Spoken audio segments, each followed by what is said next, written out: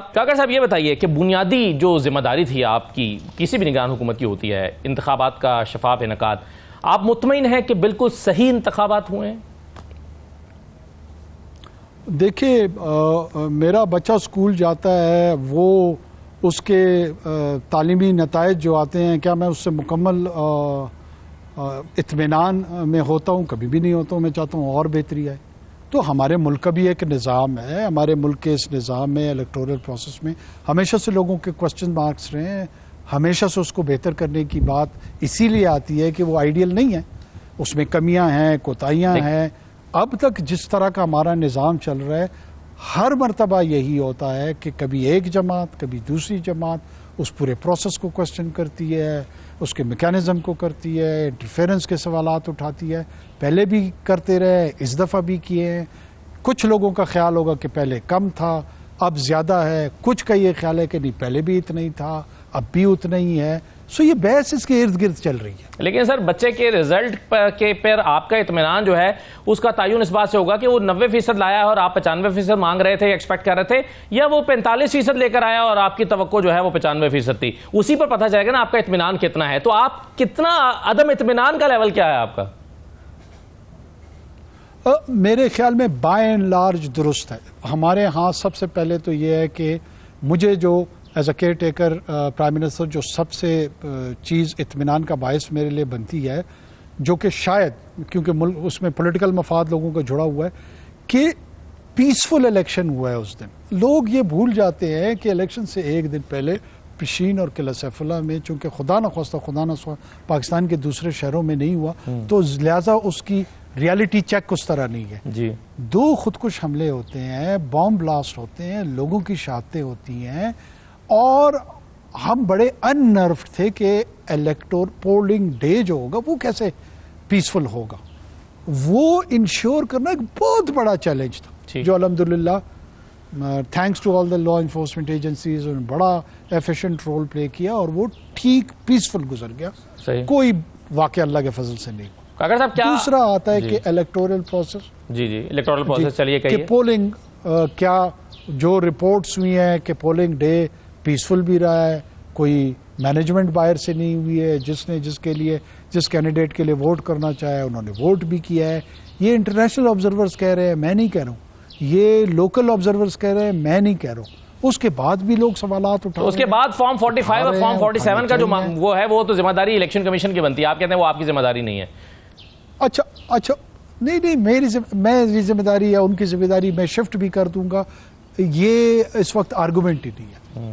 میری ذمہ داری ہے، چھوڑ دیں الیکشن کمیشن کو، انوار کیئر ٹیکر پرائم منسٹر میری ذمہ داری ہے، آپ مجھے کرٹیسائز کر لیں۔ میں آپ کو یہ عرض کر رہا ہوں کہ اگر یہ کرٹیسزم مجھ پہ ہے، آپ جب پارلیمان میں آپ نے الیکٹورل لاز بنائے، ان الیکٹورل لاز کے تحت آپ نے کہا کہ اگر اس پہ سوالات اٹھے کہ اگر الیکشن کمیشن نے کوئی ارریگولیرٹی کی ہے، پارٹی نے کی ہے، کسی اور ادارے نے کی ہے، اس ارریگولیرٹی کے لیے ایک فورم ہوگا، اس فورم پہ اس کو ڈٹرمن کرنا پڑے گا۔ یہ اسد اللہ کے پروگرام میں، میرے خوابگاہ میں کسی کے ساتھ گفتگو میں، میرے پرائیویٹ کانورسیشن میں، پبلک گفتگو میں تو یہ ڈٹرمن نہیں ہوگا، اور اس فورم کا نام ہے ٹریبیونل۔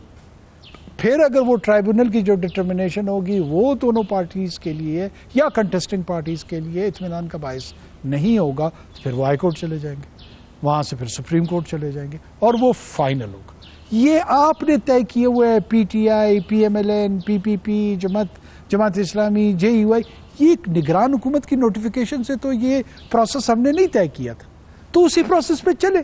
اگر فارم 47، 45، 49 جس کا بھی ایشو آئے گا، آپ ذرا چیک کریں کہ اس کو نیریٹو ڈومین میں بنانے والوں نے ایکچولی کتنے ٹرائیبیونلز میں اپیل کی ہیں، آپ کو اس کا خود جواب مل جائے گا۔ لیکن کاکر صاحب آپ پرائم منسٹر تھے، اور آپ پرائم منسٹر تھے، کیا آپ کے پاس پرائم منسٹر کے پاس بہت ساری ایجنسیز اس کو رپورٹ کر رہی ہوتی ہیں، بہت ساری رپورٹس اس کے پاس آ رہی ہوتی ہیں، کیا آپ کے پاس کوئی ایسی رپورٹس ہوئیں کہ بڑے پیمانے پر فارم 47 میں تبدیلیاں کی گئی ہیں، فارم 45، 47 سے میچ نہیں کرتے، اور آپ کو اس پر کوئی تشویش ہوئی ہو کہ ہاں یہ رپورٹس جو آ رہی ہیں بڑی تشویشناک ہیں؟ کسی بھی انٹیلیجنس آؤٹ فٹ نے اس قسم کی کوئی آفیشل رپورٹ جنریٹ نہیں کی ہے، یا تو سول ملٹری بوتھ اچھا یس ایک پبلک پرسپشن بنائی گئی ڈیجیٹل میڈیا پہ، سوشل میڈیا پہ. اب جب گورنمنٹ فنکشن کر رہی ہوتی ہے وہ اپنے فیصلے یا اپنی رائے جو ہے نا وہ کوئی ڈیجیٹل سپیس کی انفارمیشن کو بنیاد بنا کے تو نہیں کر رہی ہوتی، نہ کر سکتی ہے جب تک اس کو آفیشیل چینل میں کوئی ایویڈنس اس کے پاس آتا ہے جو کہ کورٹ آف لا میں پیش ہو سکے، وہاں پہ اس کی ایڈمیزیبلٹی ہو. تو تھوڑا سا وہ جو یارڈ سٹک ہے وہ سخت ہے. اب وہ جب یارڈ سٹک سخت ہوتا ہے، دوسری طرف آپ ٹویٹر پہ بیٹھے ہیں، فیس بک پہ بیٹھے ہیں، انسٹاگرام پہ بیٹھے ہیں، ویسے لکھ رہے ہیں، کالم لکھ رہے ہیں، آپ کے پاس بڑا ریلیکس پیمانہ ہوتا ہے کسی انفارمیشن کو ایکسیپٹ کرنے کا یا ریجیکٹ کرنے کا. اگر آپ کی خواہش کے مطابق نہیں ہوتا تو آپ اس اسٹرکٹ پیمانے والے کو جھوٹا اور دغاباز ظالم جو ولن کیریکٹر ہے وہ دے دیتے ہیں. اگر وہ آپ کے مطابق ہے تو آپ اس کو ہیرو کا درجہ دے دیتے ہیں. یہ تمام چیزیں بدقسمتی سے ہمارے سوسائٹی میں بہت بڑی پولرائزیشن اور ڈسرپشن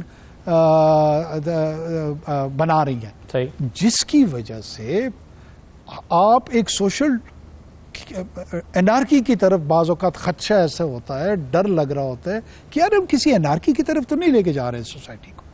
آپ پوری دنیا میں جتنی بھی جمہوریتیں سیٹل ہوئی ہیں اس میں تمام اس طرح کی ریگنگ یورپ کی سیٹل ڈیموکریسیز کو لے کے پچھلے 200-300 سال میں اسی طرح کے جو اٹالین میڈیچیز تھے ان پہ اسی طرح کے ایلیگیشنز لگ رہی ہوتی تھی کہ جی پوپ کے الیکشن میں انہوں نے کارڈینلز کو کیا کیا ہے، بلیک میل کیا ہے، ان کے سکینڈلز نکالے ہیں، ان کو برائب کیا ہے، ان کو کوہرس کیا ہے. یہ 300 سال سے یہ کہانی پوری دنیا میں چل رہی ہے. چلیں اچھی بات ہے کہ ہم بھی پھر یورپ کی طرف ہمارا سفر جاری ہے اور ہم گامزن ہیں. لیکن سر صرف یہ بتا دیں کہ 2013 اور 2018 کے مقابلے میں ایک منٹ اسد ایک جملہ نہیں ایک جملہ اب آپ یہ ازیوم یا کروانا چاہ رہے ہیں یا تاثر دینا چاہ رہے ہیں کہ جیسے میں اس کو ریشنلائز یا نارملائز کروں.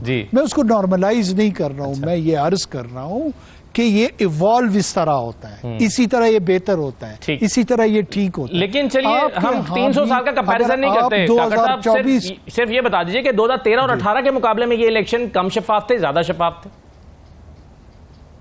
دیکھیں اس کو تو ڈٹرمن جو آبزرور ہیں وہ کریں گے. میں اپنی رائے میں کہوں گا کہ وہ زیادہ کنٹروورشل تھے، وہ زیادہ صاف اور شفاف نہیں تھے.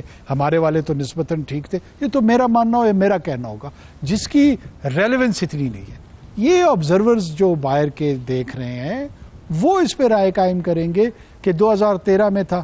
آپ زیادہ زیادہ یہ کہیں گے کہ اچھا یار وہ تو بڑا سوفسٹیکیٹڈ انداز میں تھا، اس دفعہ سوفسٹیکیٹڈ نہیں تھا، یا 2018 میں زیادہ سوفسٹیکیٹڈ تھا. یہ کانسٹنٹلی سارے تسلیم کر رہے ہیں کہ جی ریگنگ جو ہے it is part of the electoral process. بعض اوقات آرگنائزڈ ریگنگ پولیٹیکل پارٹیز کرتے. ایم کیو ایم پہ کیا الزام لگتا تھا؟ ایم کیو ایم پہ یہ الزام لگتا تھا کہ مرے ہوئے کا ووٹ بھی کاسٹ ہو جاتا ہے. ہر ایک پہ کی کانسٹیٹوئنسی میں 1 لاکھ ووٹ 10 بجے تک پڑ جاتا تھا.